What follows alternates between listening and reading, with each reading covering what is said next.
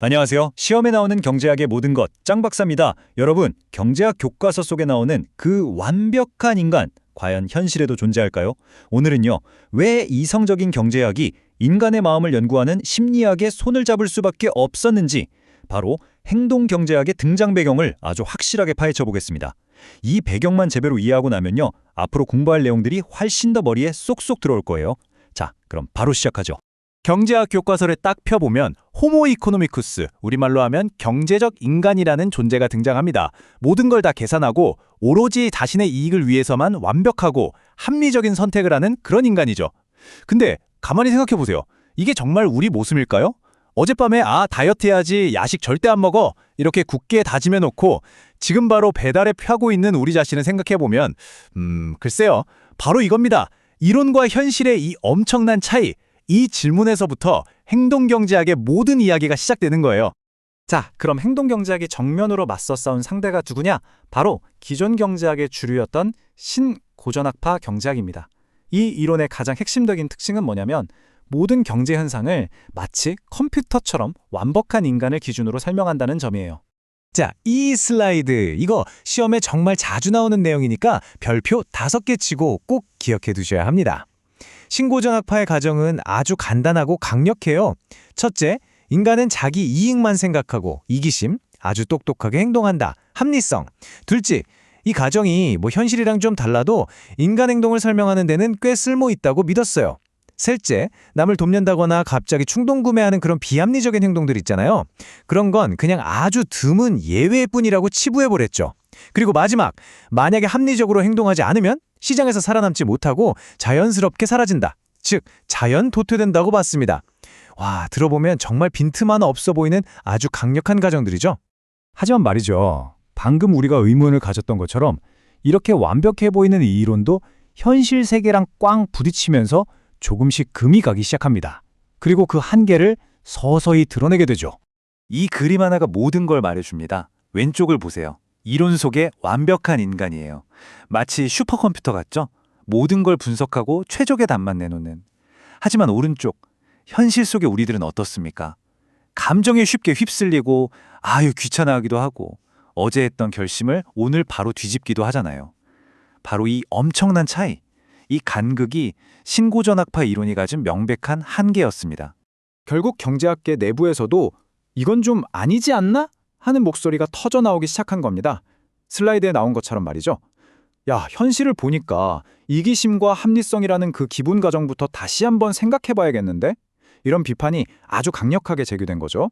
왜냐? 기존의 틀로는 도저히 설명할 수 없는 현실의 이상한 현상들이 너무나 많았기 때문이에요. 그래서 경제학이 새로운 파트너를 찾아 나서게 됩니다. 그 파트너가 누구냐? 바로 인간의 마음, 그 복잡한 내면을 연구하는 심리학이었어요.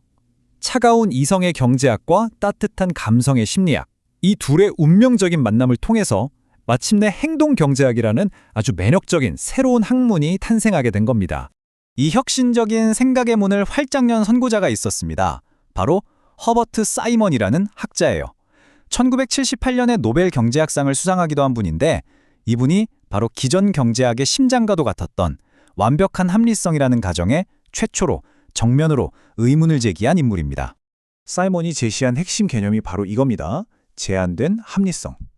여러분, 이 용어는 시험에 진짜 잘 나오니까 꼭 기억해 두세요.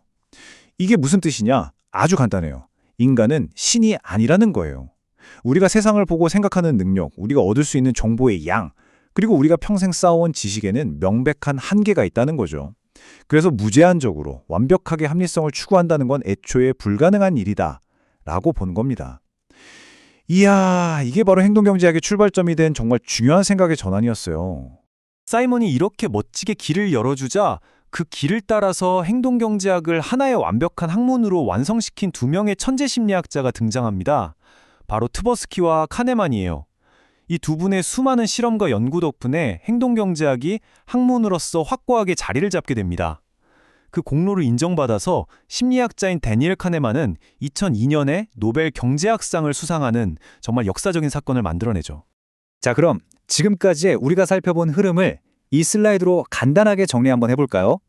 첫 번째 단계, 전통 경제학의 완벽한 인간이라는 가정이 현실과 잘 맞지 않는다는 한계를 모두가 깨닫게 됩니다. 두 번째 단계, 허버트 사이먼이 제한된 합리성이라는 아주 새로운 개념을 제시하면서 대안을 찾아 나서죠. 그리고 마지막 세 번째 단계, 트버스키와 카네만 같은 천재학자들의 연구를 통해서 심리학적인 근거를 탄탄하게 갖춘 행동경제학이 본격적으로 발전하게 된 겁니다. 어때요? 이 흐름 머릿속에 쫙 정리되시죠? 좋습니다. 오늘 우리는 행동경제학이라는 나무의 뿌리가 어디서부터 시작됐는지를 함께 파헤쳐 봤습니다. 이제 시험을 위해서 가장 중요한 핵심만 다시 한번 딱 짚어보고 마지막으로 제가 우리 수험생 여러분께 꼭 드리고 싶은 이야기가 있습니다. 오늘의 핵심 포인트 딱 3가지만 기억하시면 됩니다. 첫째, 전통 경제학은 완벽하게 합리적인 인간을 가정했다. 둘째, 하지만 현실의 인간은 정보와 능력의 한계 때문에 제한된 합리성을 가질 수밖에 없다. 그리고 마지막으로 이 이론과 현실의 커다란 간극을 메우기 위해 심리학과 경제학이 만나 행동경제학이 탄생했다. 이 3가지만큼은 오늘 수업 끝나고도 꼭 머릿속에 담아두시길 바랍니다. 아셨죠? 여러분, 경제학 공부 하다 보면 어렵고 막막할 때가 있죠. 맞아요. 하지만 꼭 기억하세요. 오늘 우리가 배운 것처럼 이 세상에 완벽한 인간은 없습니다. 공부하다가 지치고 실수하고 넘어지는 건 너무나 당연한 과정이에요. 정말 중요한 건 거기서 포기하지 않는 마음입니다. 여러분은 이미 충분히 잘하고 있고 여러분 안에는 정말 엄청난 잠재력이 숨어 있어요. 제가 항상 여러분 곁에서 응원할 테니까 절대 포기하지 마세요. 할 수 있습니다. 파이팅! 그리고 공부하다가 궁금한 점이 생기면 절대 혼자 끙끙 앓지 마세요. 바로 네이버 카페 짱박사 경제학 스터디로 오십시오.